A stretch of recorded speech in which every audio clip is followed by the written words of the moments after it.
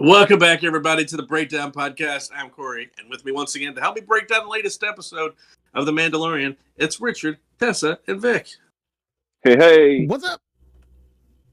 Let's not waste any time, Vic. Let's get right into breaking down this episode. All right, let's break it down. We're on episode 6, chapter 22, Guns for Hire. Episode starts out with a Quarren ship traversing space, and the Quarren captain was in one of the most unique things I've seen in Star Wars in a while. The Quarren and the Mon Calamari are from a water world. They are amphibious, and the Quarren captain was. Is that the planet Kevin Costner lives on? Yeah, something like that. But they. That's a slap him.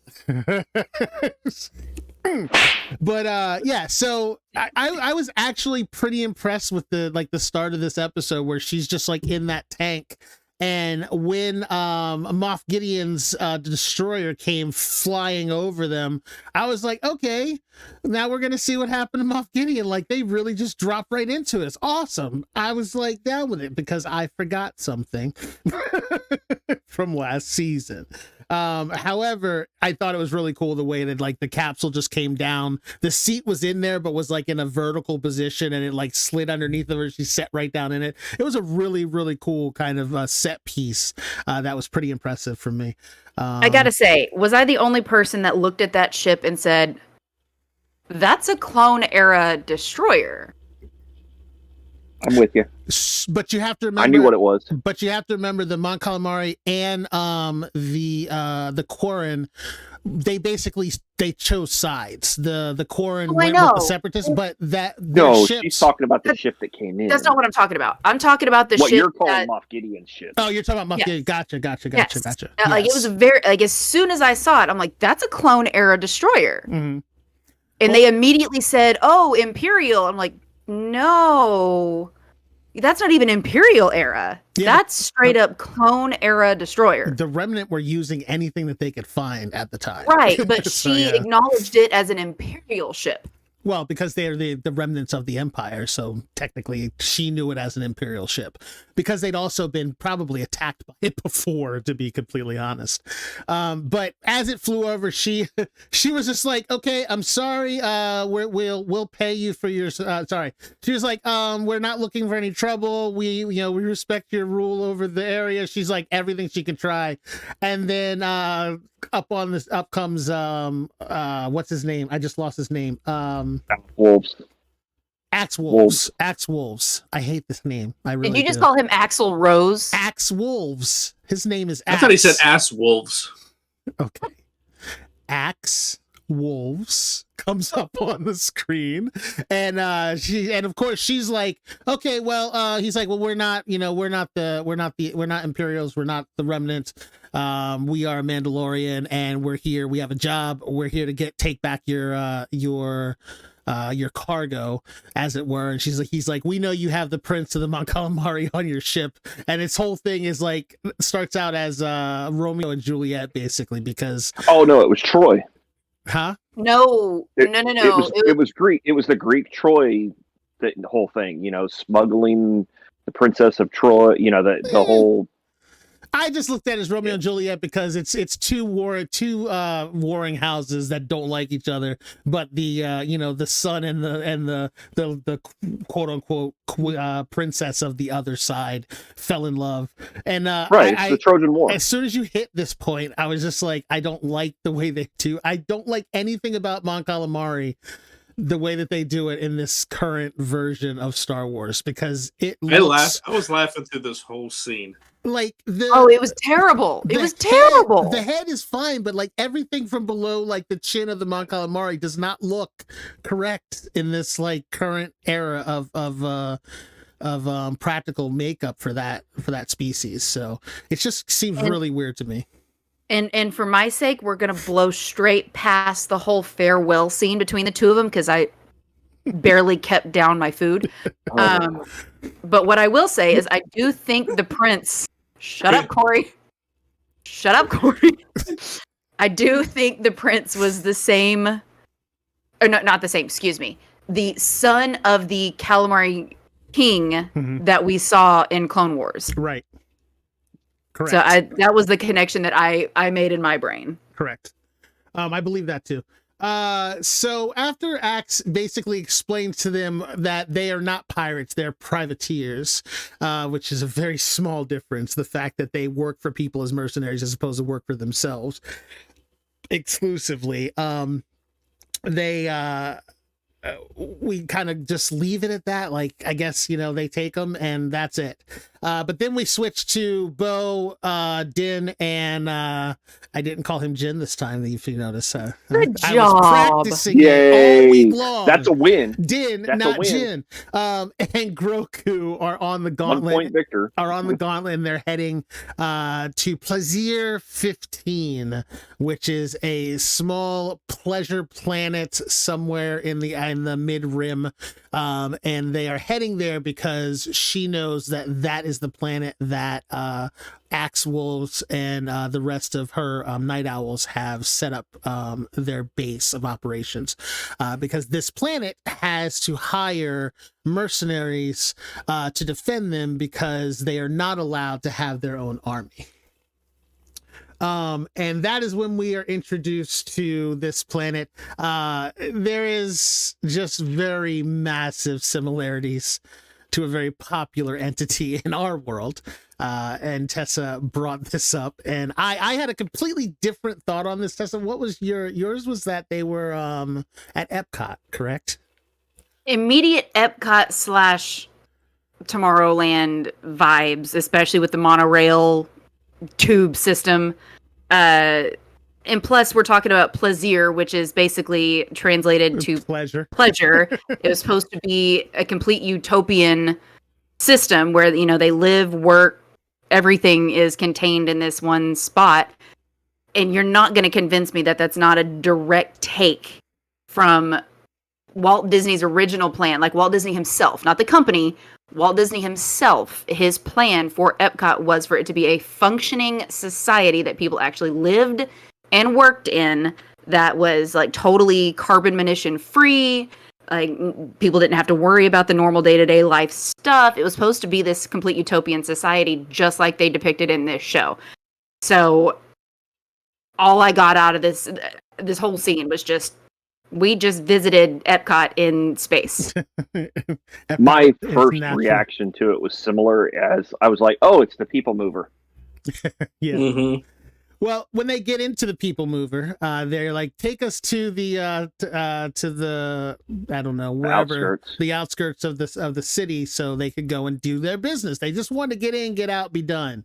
However, before they could, they were redirected and sent to see the ruling party, the ruling family of Plaisir 15. I like the hit of the chain codes. They're like, we must see your chain codes to make sure you are who you say you are. I thought that was pretty cool. We haven't seen that since the Book of Boba Fett. So actually, no, since what? Season 2 of Mandalorian, when he helped Boba Fett. The whole chain code thing, I think, is really cool, and it kind of harkens back to what the Empire was doing when they first started out. That was basically like your papers. If you didn't have that chain code to show and prove who you weren't getting on a ship, you weren't getting on a transport, you weren't getting assistance from anybody. But it was also the way of the Empire to make sure that they knew who and where everyone was. And you do see a really good description of that process of being transitioned to a chain code society, as it were, in the very beginning of the first season of Bad Batch. Mm-hmm. Because after Order 66, you see them trying to get onto a transport, and they can't, because there's a very strict thing about you have to have a chain code. And then at that time, it was just you had to hold a bar, like a little microchip bar that had your chain code on it. And they didn't have those. They couldn't get them. So they had to figure out a way to get those things. But then we see that transition into, it's actually part of you with your chain code. But I mean, you can see the initiation of the whole idea of what a chain code is and how it's implemented in the very first season of Bad Batch. Right. So one of the unique things, though, about this scene was Bo-Katan leaves her helmet on board the ship. Mm-hmm.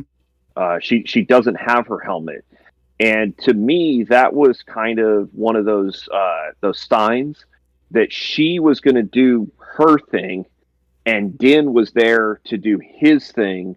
And while they were both still walking that same path, they were walking either side of it, but working together, because she was basically still saying, I am Mandalorian, here I am, and he's going, I am Mandalorian, this is the way. Right. So it was very much a contrast in the way that they're doing things, but I think it was 100% intentional. Right. It tactically bothered me because, Mandalorians being a warring, battle military society, you're going to want to keep that helmet with you at all times because you don't know when shit's going to go down. And she knew, the fact that she just didn't even bring it with her, like all the other ones had their helmets with them. They were just sitting on a box next to them, or it was underneath their arm. And that's the kicker. That's the kicker with that. When you mention that, is they weren't planning on not going directly to challenge Axe Wolves for control of the Night Owls. So in my opinion, I feel the same way. As like, she should have had her helmet with her. I understand, but the bottom line is a Mandalorian is always prepared, and there's no way she was going to be prepared without her helmet. So exactly, I felt that was a you never know when something's going to go down. It was a misstep by them. We'll talk about it in a minute when they start chasing after the one robot. It may have been necessary to have that on. Right. Yeah. So they get redirected to the rulers of Plaisirs 15, Captain Bombardier and the Duchess, his wife. No, you don't get to use my beloved Duchess name. It is her name. It's her name. The Duchess. You don't get to get Duchess. No, I didn't say Duchess taters. I just said Duchess. You said Duchess, and no. I shall not invoke. Trademark. I shall not invoke the Duchess. Trademarked. So yeah, the Duchess and Captain Bombardier, played by Lizzo and Jack Black, are there to ask a request of the Mandalorians and Grogu to help them solve a problem that they've run into that they can't solve for themselves. And being that they can't have anyone come into the city limits with weapons, the Mandalorians are able to come, or at least these two Mandalorians, for some reason, which, her explanation doesn't make sense. But these two Mandalorians... It does if you listen to it. Oh, no, but if they could invite those two Mandalorians in... No, why not the other ones? No. It just hit me. They're considered a army for them, a hired army, so they can't have them. So because they explained that because he is ex-Empire, they're not allowed to have a standing army, right? And so they hire the Mandalorians to work as mercenaries, which would still fall under a hostile force. But because Bo-Katan and Din are visitors and Mandalorian is a religion, being armed as part of the religion, they don't want to infringe on their religious rights.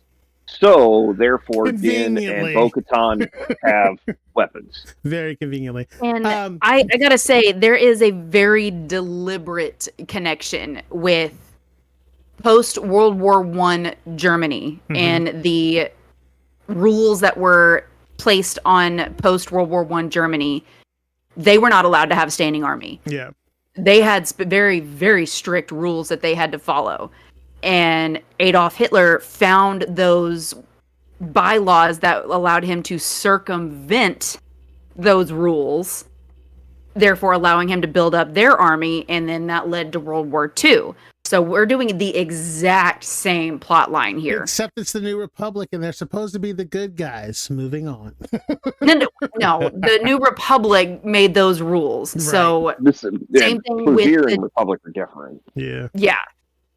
But I mean, it's very mirroring. She's equating Plaisir 15 to post World War One Germany. I get that. I understand that. But while the New Republic would be the Allies. What I'm saying though is the New Republic are not actually the Allies. Like they're not really the good guys when it comes down to it, because again, a lot of their ideology is the same as the Empires. They just say we're doing it the nice way. Like if you look at what they're doing, it's the same, almost the same exact control tactics is what I'm saying. I don't believe that the New Republic is anything good overall when it really comes down to it, because of the way they treat their people is not much different the way than the Empire treated the people. So especially when you have the ladies' man in a very high ranking position. Exactly. So they explain to them that they're having an issue, which is that some of their droids are causing havoc within the city, within their world, and just different things need to be addressed, and they can't do it themselves, so they've asked them to do it, and once they've done this, they will grant them an audience with their mercenary army, and they can do whatever they want. But while this is all going on, the Duchess wants to hold and cuddle with Grogu, who she knows how to hit his happy spot, because she offers him a sardine and he Jedi flips right into her arms.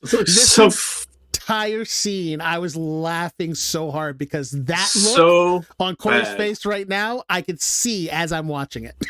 I said that. I was like, oh my God, this is just straight up justifying Corey when he said Grogu will do something stupid and everybody will think it's cute. And then she goes and starts petting him like a cat. Yeah.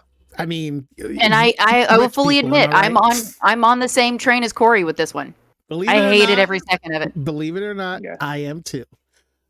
So the only thing that this scene did... Wait. When you edit this video, I want like little streamers and like celebrations going off when you say that.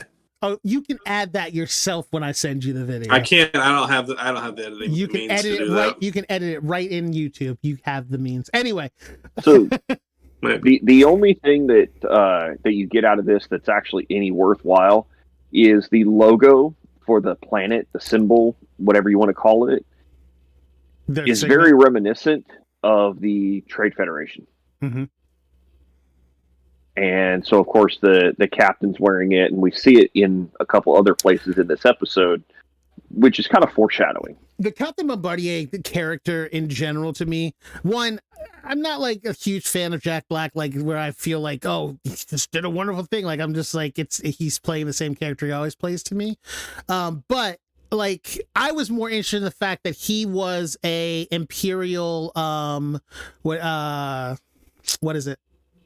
What Kane is amnesty. Yeah, he was an Imperial amnesty, like one of the first Imperial amnesty recipients. And I'm looking at it, I'm going, okay, so if you were supposed to give up your entire Imperial existence, why are you still wearing an Imperial epaulet and pauldron? Did you notice that? Because he even had his bars on it. So I was like, "You're not supposed to be wearing that." And he was talking very hard. If you get far enough away from the prying eyes, you can kind of do whatever you want. No, he was. Yeah, because they did say that he was a graduate of the program, right. So like he had already got stamped, approved, sent on. But if you notice, he's still wearing his amnesty program badge. Mm-hmm. So that brought up another question of what's the new Republic rules for wearing that badge? Is this like you have to wear this badge forever because you used to work for the Empire? Like, is this turning into a whole, again, World War II reference? I mean, do you have to have the Star of David stitched on every single piece of clothing wherever you go at all times? Like, I think it's their yellow star. I think that it comes down to the fact that if people know you're Imperial, having that badge in place lets them know that you are a reformed Imperial. I think that's just the idea behind it. Like, you're supposed to be a reformed Imperial, but you have to remind people that you are Imperial, I guess. So basically what you're saying... Not that anyone would miss it because he's wearing a freaking Imperial command so basically what you're saying is he's anticipating people coming up to him saying, "You dirty bat..." Oh, okay, never mind. mind. Okay, your amnesty program. I get it. I see what you're doing. So they take him down to the security office, and they're like, hold hey, on. You're forgetting something here. You're glossing over the fact that Lizzo was playing the whatever queen, whatever, Yes. the princess. No, we're not literally said Duchess. And how awful her acting was. Can we? I'd love to find out why she was cast in this role. Because and it better be something other than she's just a fan and wanted to hold Grogu. They had a. Oh no, that's what it is. They had a character. They created a character that she filled the vision for. According remember, to, I'm going to answer your question, Corey. According to her Instagram post, and trust me, I do not follow her on Instagram. The only reason I know this is because somebody who's like a big leader of the Star Wars fandom reposted it. According to her Instagram post, Favreau reached out to her for this role. She was offered it. But from what I've been hearing from a lot of different sources, part of her contract said she gets to hold the baby. Right. It doesn't say I get to hold Grogu. It says I get to hold the baby. Because she is a legitimate fan of the Mandalorian. She is an actual fan of Grogu. Like, she's in love with Grogu as a character, which many people in this world are. Favreau apparently is a fan of hers, probably, and created the character and wanted her to fill the role, so she got it. Same thing with Jack at the end of the day. Same thing with Jack Black. At the end of the day, we're for people that may or may not like Lizzo and what she does as a entertainer, but she has millions of fans around the world, and so her posts on Instagram, Facebook, Twitter, whatever, carry weight. Got people to look at this show if they weren't previously looking at the show. But and those people that were. Process. That's a problem with that thought process. This single episode was the lowest rated and lowest watched episode in the history of Mandalorian, period. Not just this season. Mandalorian, period. Lowest rated, lowest watched. And remember what I said when Tim Meadows was a guest star. It takes you out of it. And that, just seeing the two of them just took me completely out of it. Now, to be fair, the only reason I knew that was Lizzo is because of YouTube spoiling it because of the titles on different videos. Otherwise, it would have just been Jack Black, and Jack Black alone took me out of it. And it goes back to me saying to have people cast that we don't know who they are. They may have a small following, but for the most part, have people that are relative unknowns. It makes it so much better. Otherwise, you just take me out of it. I'm like, what the fuck, Jack Black? Seriously? Is he going to start singing? He certainly did that in Mario. He did, Super thank Mario. God. Hey, I was waiting for him to do it. Spoilers. Yeah, Corey, spoilers. Did you really think he wouldn't? Spoilers. Anyway, they get moved.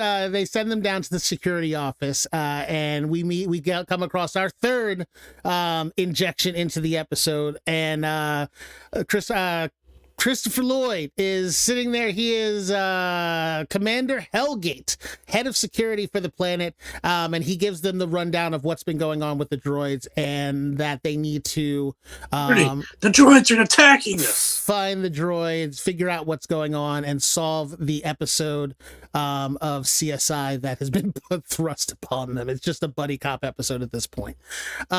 So after he shows them what's going on, they go down to the docks like every other buddy cop episode to talk to the dock manager and the droid down there. You find out, I'm sorry. Let me also preface that when they got off of the gauntlet, there were two Imperial droids there. There was a bug droid and an R-type droid, Imperial R-type droid. And they were like, why are these here? And that was our introduction to the fact that they are repurposing droids. And they have repurposed a ton of droids to basically run the entire planet for them so that the people of Plaisir 15 don't have to worry about doing the mundane things. This for me, like where you saw well, they didn't say that they don't work because there were people working. But where you saw that's no, exactly he why. literally No. They asked Hellgate, why don't you just shut them down? And he said, because the people have gotten comfortable and they don't want to work, and the droids do everything. Yeah, but I don't think that they meant like work. I think that they meant like they don't want to have to do anything outside of that. Anyway, we can argue about this later. But wait. No, there were literally people sitting there at the things working. There were people in the street working. So work is a thing still. The droids don't do everything. That's my point. That's not what was said. And my question was going to be, if they aren't working, how are they paying for any of the stuff that's on this planet? Universal paychecks, and they work, obviously. Oh, the government pays for them. There were people there working. There were people there. Anyway, back to what I was trying to get through. It doesn't work that way. What you had said about Epcot, at this point, I was like, oh, so they live on Wally World. Because in Wally, all of the people that were on the ship were basically being taken care of hand and foot, never had to do anything. So they just became complacent and couldn't do anything for themselves when something happened. So that's what I was thinking. I was like, oh, this is like Wall-E all of a sudden. But they chase down and end up at the docks. They're talking to I can't remember the designation of the stupid. Well, before that though, you skipped over how they found out where to go. And that was that they went down and talked with the Ugnaughts, and they had to negotiate with the Ugnaughts, and because the Ugnaughts were going to ignore them, and Din was just like, I know what to do, and he kind of said some things, and all of a sudden the Ugnaughts were like, oh hey, he's one of us. Well, and he brought up Quirrell. He brought up that he's friends with Quirrell. And he used their catchphrase. Right. I've spoken. And as soon as he said that, they all kind of, okay, maybe he's worth talking to. That and the fact that Quirrell has talked about the fact that he is like he was one of the most premier Ugnaughts of all of them. Like they all, like he was like a god to them because of his prowess in construction and all, and smithing and droid building and all that stuff. So they kind of had. That's saying something when they fully admitted that species is the hardest working species in the entire galaxy.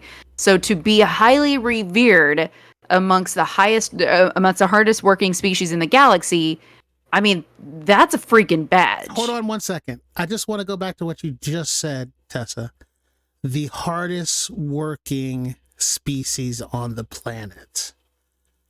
Galaxies. Does that mean they work? There are people on this planet that are working. Oh God, we're gonna fight this all night. I will move on. Wait, what happened to we're gonna argue about this later? Oh no, I was just interjecting. I was just interjecting a point. Man. So now that my Victor found a new hill to die on. It's not a hill. I don't have to die anywhere. It's proven. Tessa just said it. Tessa literally just said it. Anyway, so they convinced them to give them the goods. They give them a data pad and they basically tell them, go down to the docks, talk to those guys. You'll probably find what you're looking for down there. And they get there. The battle droid is there who's in charge. It was really good to see the battle droids again. And that, like, I just love the way they talk and they communicate to each other. But as they're going through, there's just a line of clankers walking, holding, goods, moving cargo. And the battle droid's like, leave him alone. Don't mess with him. And she's trying to talk to the battle droid. And Din is just kicking these things, which was cracking me up. I'm like, dude, he obviously has no respect for those things anyway. They basically destroyed his life and or I guess started his life as a Mandalorian, whichever way you want to look at it. But they're the reason he does not like droids. That particular one. Yeah, it's been well established that he hates droids. Yeah, hates them. And that battle droid in particular is the one that we saw traumatized him as a child. So he's just kicking them. And it was funny because the way that they reacted is very much like the robots that you see from MIT right now that are all over the internet, where they just kind of stumble and then like right themselves and continue going what they're doing until he hits one that just literally falls over, freaks out and runs the heck off. So this was another point that I was disappointed with this show, because those things have never been that maneuverable ever. Like, Yeah, it was an android version of Usain Bolt. You know, I mean, it was so agile. It was AI all over again. Was that was that the name of the movie? Oh, yeah. No, it was 100%. It was 100% that AI movie, because I mean, you look at that Will Smith scene where he's getting in front of their faces, he holds the gun directly to all their faces, looks for that one AI to flinch. Yep. Yeah, and then they do the whole chase scene through the downtown area. 100% AI throwback. But I mean, you watch episode 2, and then you play Battlefront 2, where you can play as one of those battle droids. That's one of the drawbacks of being one of those. They just hold their arm out. Slow. They just hold their arm out and doom. Yeah, so through all the movies and through all the episodes of Clone Wars that we ever saw, Super Battle Droids, they never had anything more than just a standard marching pace. Mm-hmm. And the premise was always they overwhelmed you with numbers and firepower and the fact that they were heavily armored. Yep. And so it took a little bit more to knock them down. There was never anything about them being tactical and having speed. So to see this was really weird and shocking, and you're like, where did this come from? The only answer is going back to the previous scene where they talk about how the Ugnaughts have upkept and modified these droids. The thought process becomes, did the Ugnaughts make it so that these droids had this agility and speed? It's the only thing I can think of. I could see something. I could see that argument, but why would you need to do that to them? If they're just using them, if you're just using them as they're forklifts, as basically cargo haulers or forklifts, like you don't need to add that thing. Not to mention the design of them did not change. They were straight legged robots. This thing was hauling butt with straight legs, no kneecaps. I'm just saying, like, this was really bad. What it is, but again, I'm gonna bring this back up a little bit later on down the line, because there is technically a possibility that what you're saying, Richard, would be the case based on what we find out later on in the episode. So they chase this thing down. It is running through. It is trying to stop them. It is doing everything it can to put an end to them so he doesn't get found out.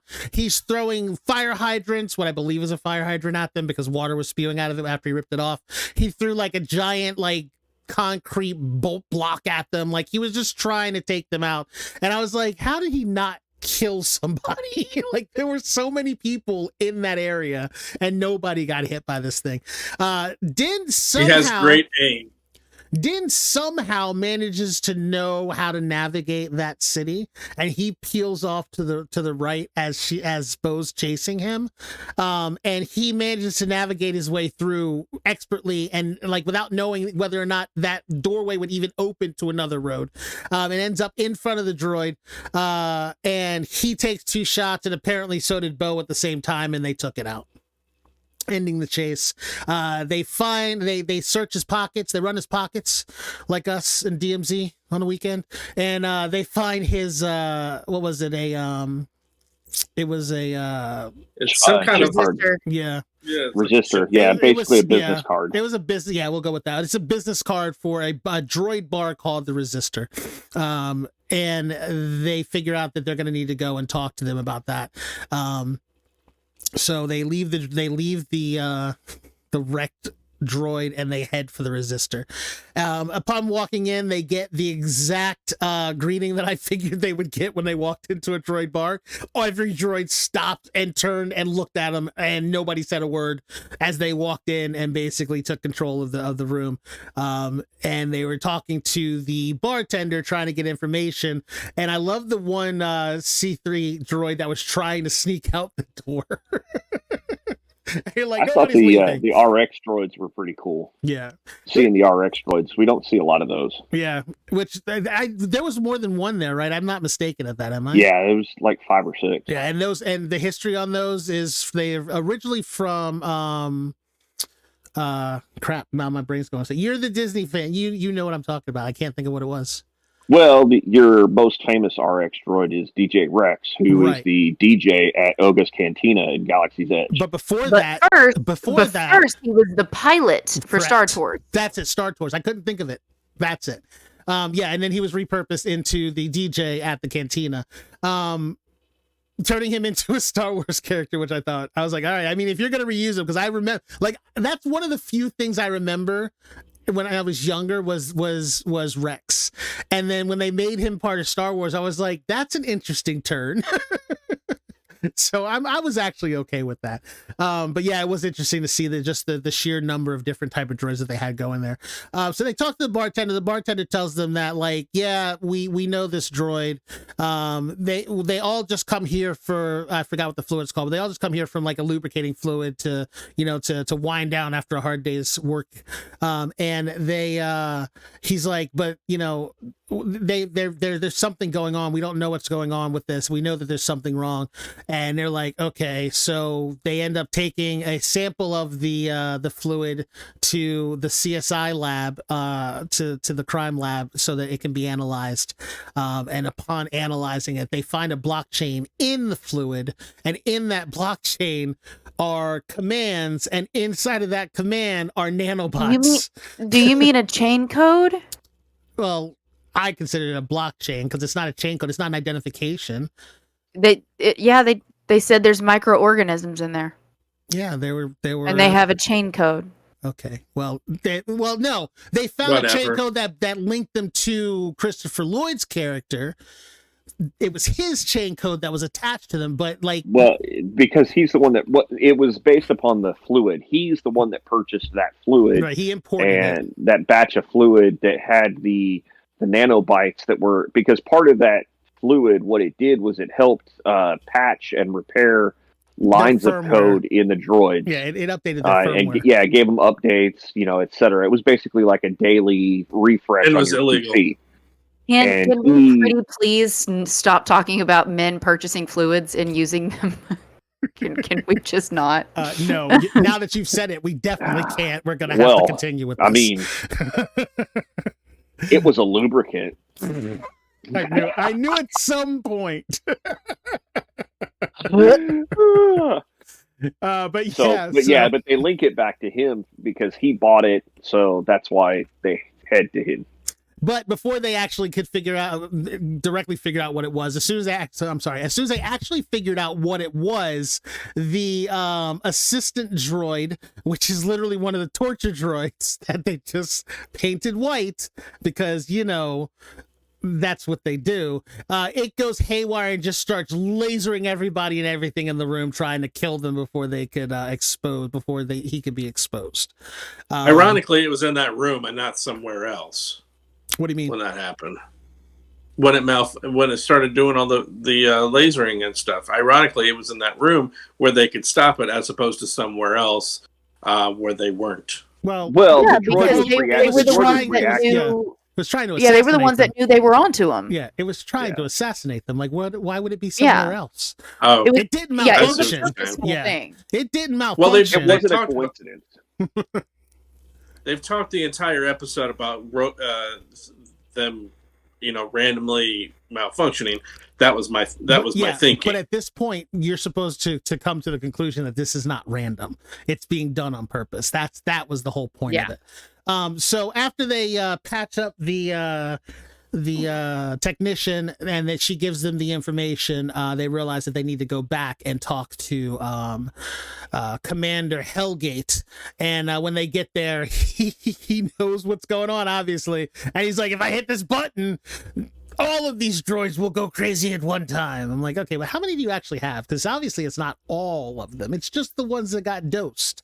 So I'm not really sure that this is going to be as dangerous as you seem to think it is. So 100%, this is where I was turned off with the Christopher Lloyd, is that the moment he started, I felt this, and then this whole scene reinforced it. He was the judge from Roger Rabbit all over again. And the button... I totally saw that. The button was dip.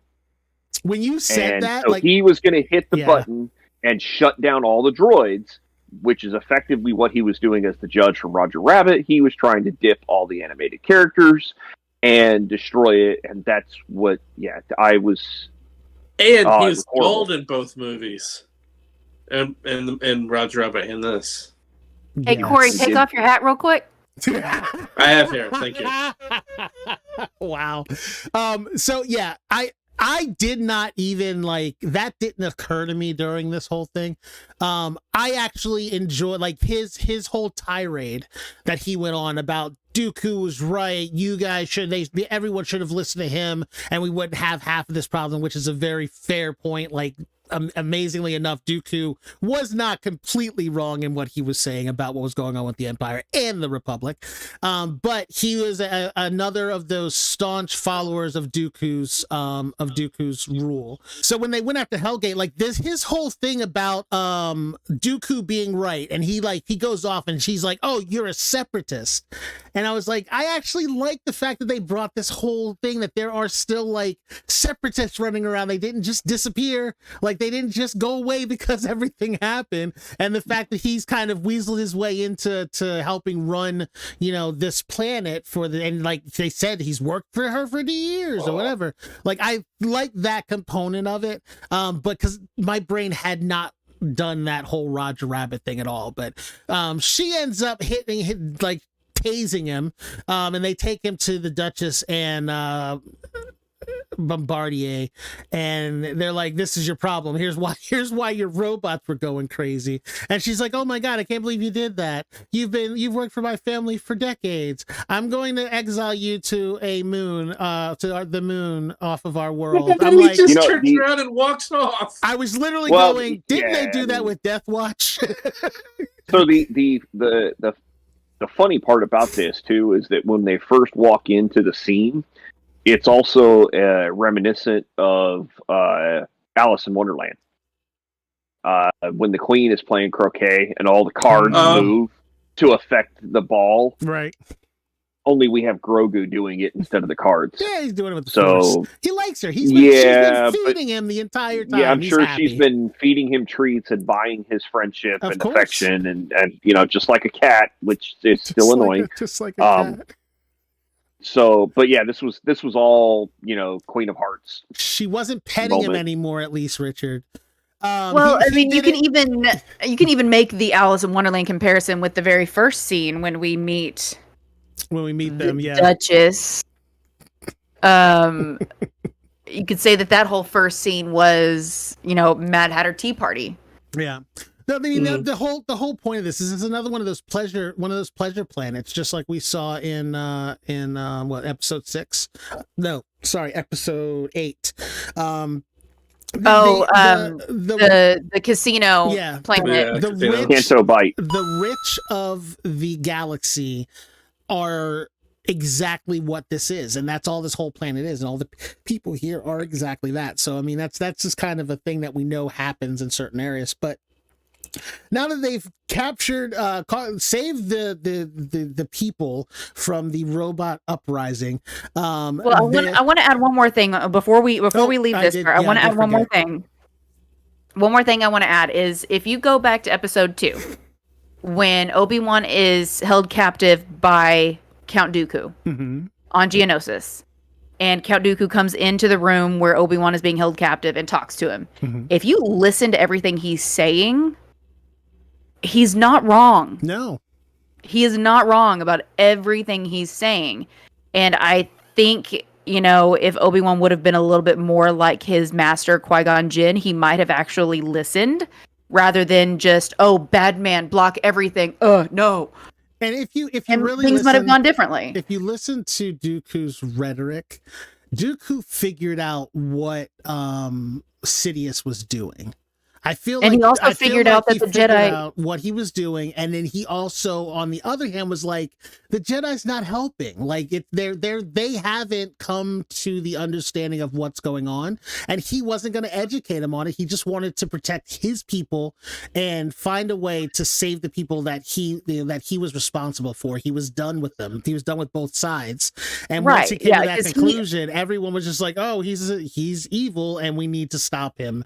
And Exactly, because he was a high-ranking member of the Jedi Order, so he knew the higher decisions and the inner workings and how everything was going, and he figured it out that the Jedi Order and the Jedi Council was nowhere near where they should be. Like, they should be making these decisions based on keeping the Force balanced and, making decisions away from politics, but the Jedi Council had made so much integration into politics that they could no longer see clearly, and he left, and that's why he went to go claim his birthright as Count, and to take that place. So Count Dooku wasn't wrong. I don't believe so either. After this is all said and done, and they've done their side mission of the side mission, they actually get to the main purpose of their side mission, which is to go and talk to Axe Wolves. And when she arrives there, basically they're all just kind of hanging out. They've got all their ships in the background, and she's like, "I'm here to reclaim the Mandalorian, the leadership of the Mandalorians and my fleet." And he's like, "Yeah, that's not gonna happen. That's not how this works." And she's like, "Fine, we'll do it your way. I challenge you for leadership of my people and my fleet.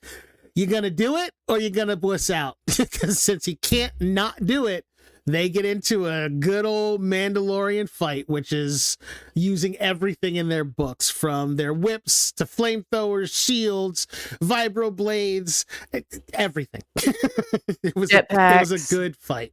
It was awesome watching the little dives and the torpedo, run. And this was by far the best 3, 4, 5 minute stretch of the episode. And you could really see why Bo-Katan is considered like one of the most formidable warriors in the Mandalorian cast, because watching her fight and then thinking about how Din fights by the seat of his pants. He just goes for it. She fights tactically and strategically, and that's why she is, that's why even the armorer recognizes that if anyone's going to do this, it's going to be her. I further enjoyed the extra, tribal aspect of this, because we've been talking about the tribal aspect of the Mandalorians for a while now, ever since we first started these breakdown episodes for the Mandalorian. The fact that they all stood back and let them go at it, nobody was like, "Oh my God, they're fighting. What are we gonna do?" Like, it was just part of their way of life. It was reality to them, and it was really cool to see that tribal aspect. Like, as of right now, we're loyal to this guy because he's our leader, but we fully understand that this battle is, for lack of a better term, legal and sanctioned. It was done within our laws, so our loyalties step back during this battle, and based on the outcome, our loyalties shift. This does bring up one thing for me as I was thinking about this. He took control of the fleet from her. How? Because she came back. This is what she said during Corey's favorite part. Corey's favorite part, her first angry throne sit. Her first angry throne sit. When Din came and visited her, she was like, "I came back without the dark saber and they abandoned me." Because she made a tribal promise, basically saying, "If you follow me, I promise I will come back with our sacred object." And she failed that promise. So therefore their allegiance to her was broken. I feel that's I just feel like this is one of those things, and it's answered very shortly in this conversation, that they're just, some of these rules they are making implications to it that they shouldn't make. Because in my mind about Mandalorians, this challenge that she did should have been done prior. She shouldn't have needed to. Again, if she made a promise, she made a promise, but she's still their leader. And until someone else steps up and takes that leadership from her, they should still be following her, because their way says that they will follow who leads. And that's part of the problem. This is also very, for lack of a better term, tribal, in the fact that a lot of times you'll have those arguments and one person will walk out, and as they're walking out, they're like, look, if you agree with me, come with me. If you don't, stay here with this person who I believe is no longer fit to be our leader. And then you watch, and it happens in movies and TV shows and all that other stuff, and you watch the guy walk off, and slowly everybody kind of starts to walk out the door with them, and you're left with a smaller tribe, or in some cases, Princess of Mandalore is left alone. Their ideology on what they were doing with the fleet didn't seem like it would have changed, unless like she's like, we're not going to be privateers. We're not doing that. We're going to go after the Empire, whatever, and then that's it. Get your hand out of the camera. Get your hand out of the camera, Victor. She never wanted to do that, though. Remember, she wanted the fleet because she wanted to take back Mandalore. I understand that. That's what I'm saying. It wasn't about becoming a mercenary, right. Whereas these guys are like, look, let's just go do our thing. Right. If we're not going to be able to do that, then let's go do this. But long story short, I mean, as this scene solidifies, we can try to make sense of it all we want, but the 30 seconds that follow this just proves that none of their laws make sense, because this whole legitimizing handing over the saber to her. Is it the laws or just the writing of the show? No. So this is it, there is a thing to this, because I made this argument at the beginning of this season. And I said Ahsoka Tano should be the leader of the Mandalorians. And I broke down the reason why I say that. And the long and short of it is she defeated Maul. And everyone's like, but she didn't defeat Maul while he had the saber, so that's probably why it doesn't count, blah, blah, blah, blah.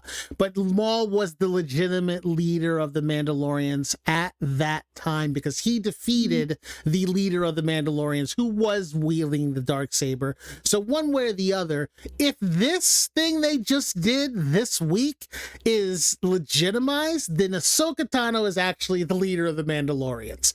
And by their own rules, what they said this week legitimizes a whole lot of rando people to be Mandalorian ruler. But then my other problem with this is the entity that captured him didn't actually battle him at all. He just captured him. So now you're saying he didn't kill him. No. I know. You don't have to kill it has nothing to do with killing. No. You just have to it has nothing to do with killing him.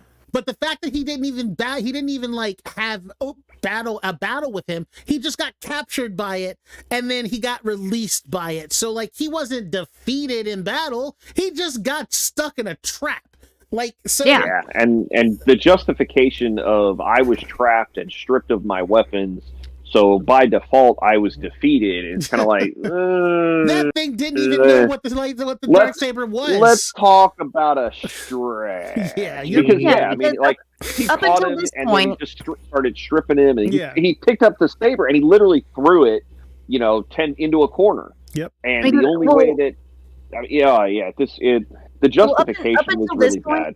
Up until this point, I believe we all respected the way that we thought the passing of the saber happened, and I believe we told the story right. And I believe that we were all in the same belief that the only way a saber was passed from person to person is if somebody walked up to the current holder of the saber and said, "I challenge you for leadership. Do you accept my challenge?"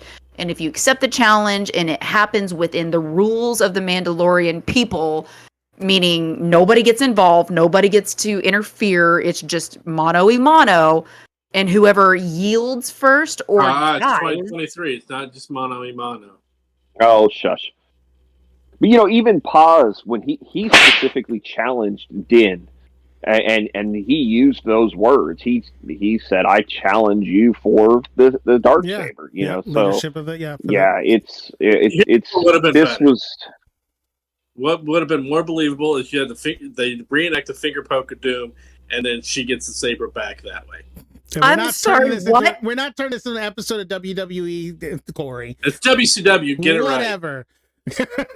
Din Djarin just goes to fight and then just falls backwards on his back and acts like he got beat by her, and then she gets to take it back. Boom. That would have been more believable than this crap that they threw out here.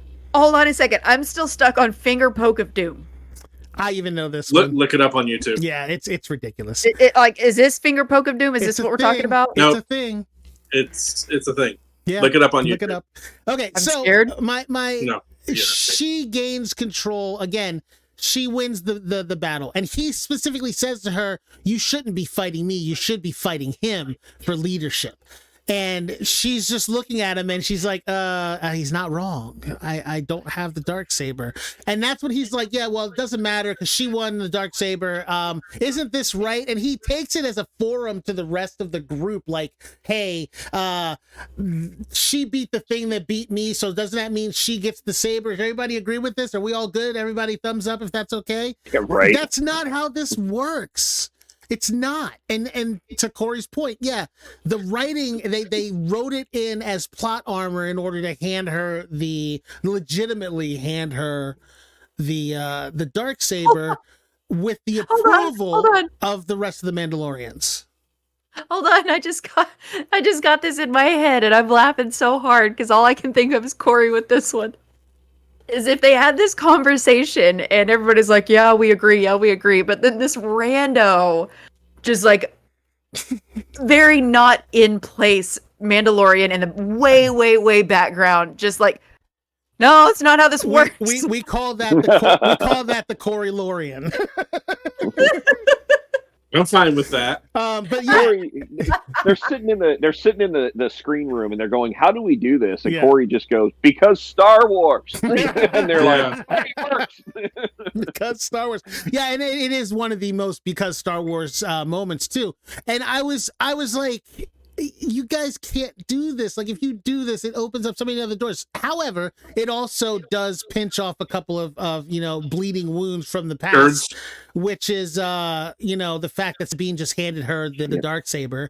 Like, things like that kind of get staunched a little bit because they're accepting this now, which we've been talking about that all along. Basically because it's saying that the Mandalorians as a people can decide whether or not the person that has received the Darksaber is worthy of having it, is basically what it comes down to. And apparently they've solidified that now in this episode.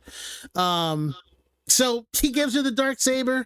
He steps back a half a step behind her.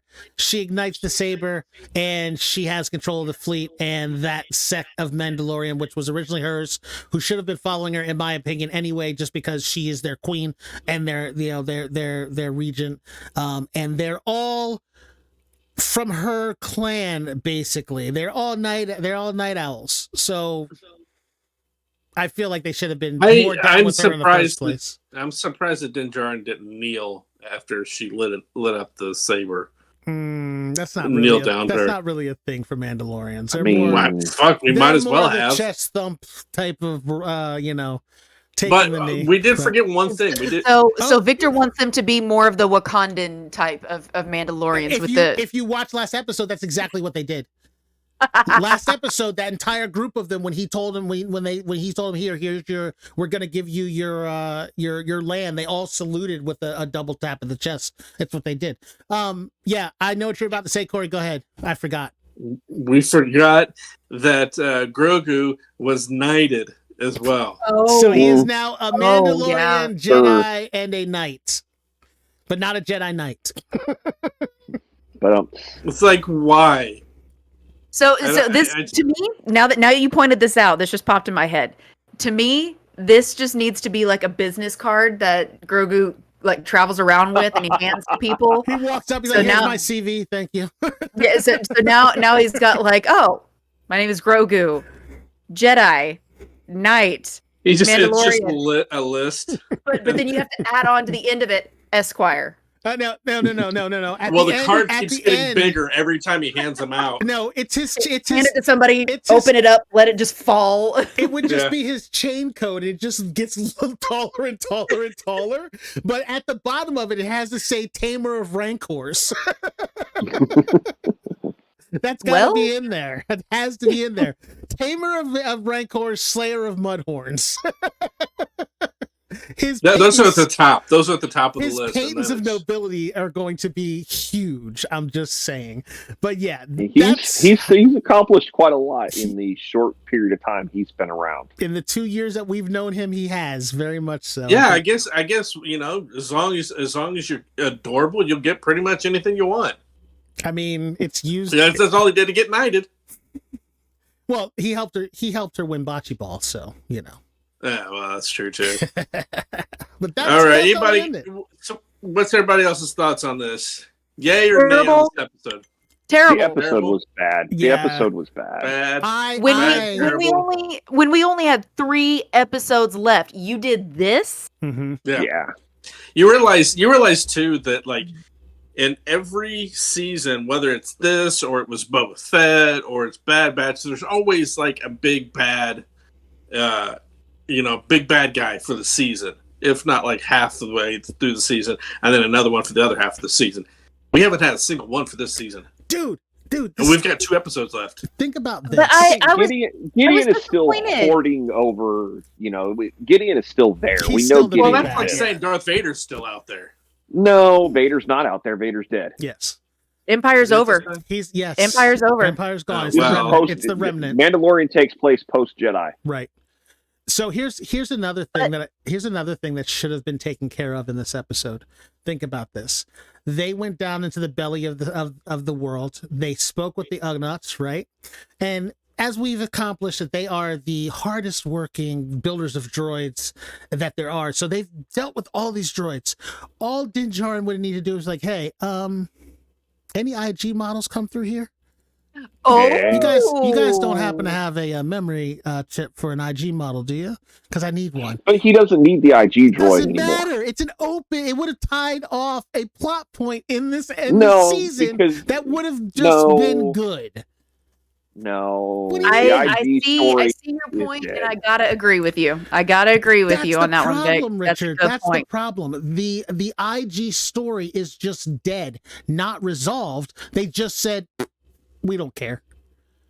Like, and it should be there. Like, if you're gonna have, and going into the end of the season somehow, this last 2 episodes should be pretty action packed. And to have his boy on his bed, like behind him, I think it should have been done. Even if they just said IG models are obsolete, there's none left. Like, I would have been fine with that, but at least they would have closed the loop on it. It's another thread hanging out there. For me. My disappointment was the fact that this episode was directed by Bryce Dallas Howard. Mm-hmm. So far, all of her episodes that she's directed in the Star Wars universe have been really great episodes. And I didn't know going into it that she directed this episode, but at the end of the episode when I saw her name show up as director, I was like, really? I'm disappointed. I knew, and I was like, this, and that's why my brain was like, this is going to be a really good episode. And then I was just like, you fucked up. I don't know. But at the end of the day, you can only work with the material that was given. Sure. And if this was the script that she was given, then this is what she did with it. Yeah. I mean, you can't go back and rewrite the story. I mean, you can't say, well, this is not what I want to do. This is what she has to do because that's the story that they gave her. I disagree. She's freaking Bryce Dallas Howard. That's not just an unknown director name that only people in the industry know and respect. You forget who you're dealing with. Dallas Howard. She has pull. She has a Kathleen lot. Kennedy rules over all of this. Yeah, I mean, that's the problem. No. That's not only it, but Bryce Dallas Howard is also one of those directors who doesn't do that. She doesn't use her royalty. Do you know who her quote-unquote. dad is? Yeah, she doesn't do that. Like, Yeah. and that's one of the big things about her that she's always stood on is like, yes, I know you know who my father is, but I'm doing this, not him. And she's talked about that on a number of occasions when it came down to it. You know, obviously she's given homage to him in some of her directing choices and things of that nature, but she's always been about, I'm not him. This is what I'm going to do. And again, it's disappointing that this was such a story-wise, it wasn't bad.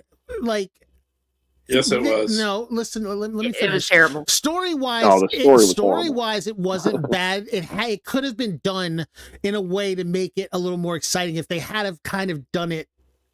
This is not like if they had done this right after he left somehow and pulled the Mandalorians in a little bit earlier or rearranged how they pulled this off. Like, the story to me wasn't that bad. Like, I like cop things are a thing for me. So like the buddy cop genre to me, I love that. So like them running around trying to solve a mystery, I'm okay with that. But like, this isn't a buddy cop show. This is actually more like a episode of Scooby Doo, and Christopher Lloyd was Old Man Winters, where they pulled his mask off. Okay, I agree. Okay, I agree. Clownfish. Where'd you get that one from? I agree. I'm not saying. Yeah, I know where you got it from. I think it's a channel that has 2 words. No, you didn't. It was no, probably it's not that. it was Clownfish. No, I don't watch them. But yes, you do. You've told me you do. Anyway, I've seen moving it. on. In my opinion, which I'm allowed to have one, it wasn't that bad of an episode. It could have been a better episode if they had done it a little bit differently. I like the way it played out. I just don't think that it met any of the. It didn't meet any of the story in the form of like keeping the continuity of where I think they should be going. And then they're just making shit up at the end of it, and that's where it really disappointed me. Like when I saw Jack Black, I was like, yeah, okay, this is just the way this is happening. There's nothing we can do about it. When I saw Liz, I was like, okay, that's an interesting choice. But then I remembered like her whole thing, like she painted herself green and became a giant Grogu at one point. So like that didn't really surprise me that she would end up in there. And she had like 5 seconds. Are you sure she was playing Grogu? Get your hand out of the camera. Literally. I'm gonna edit this. I'll do as I please. Literally, you can't see your face. You're literally like this. Yeah, but I'll just put a picture up in front of it. She literally dressed herself up as Grogu for Halloween, like painted herself green, got like prosthetic ears on, like the whole thing. So yes, she's a fan, but she only had like 5 seconds of freaking screen time. And Jack Black, the same thing. I'm being try like 5 minutes. Being facetious, but them being in there, you really can't get past that. They're just gonna do it. They're obviously this is gonna continue to happen. So like. And it does. I mean, that's why they said they never put Michael Jackson into Star Wars when they wanted to, because they knew they might as well take him away. They would take away from him. But at this point, that was a whole another group of people when it comes down to it. Well, hold on. Go back in the original trilogy and insert Michael Jackson into different scenes. No, Corey, do you know who they were going to put Michael Jackson in as? In the original trilogy? No. In the prequel trilogy. Oh, yeah, I remember. He was supposed to be in episode 1. He was supposed to play Jar Jar Binks. Yes. Oh. Yeah. Yeah. So were they going to use CGI, or was it just going to be him? No, they were it was still going to be Jar Jar Binks, but he was going to play the character. He was going to voice the character. But Michael Jackson was going to be Jar Jar Binks. George himself put the kibosh on it because he said, your fandom is too powerful. It's going to overshadow this. Jar Jar, I need you to hand me that. Stop it. Okay. Anyway. All right, moving on. All right. We do want to thank you for listening and for watching. On behalf of Richard, Tessa, and Vic, I'm Corey. We'll talk to you next time. You don't talk for me. See you next week. Oh, no. Nope. You need to stop that right now.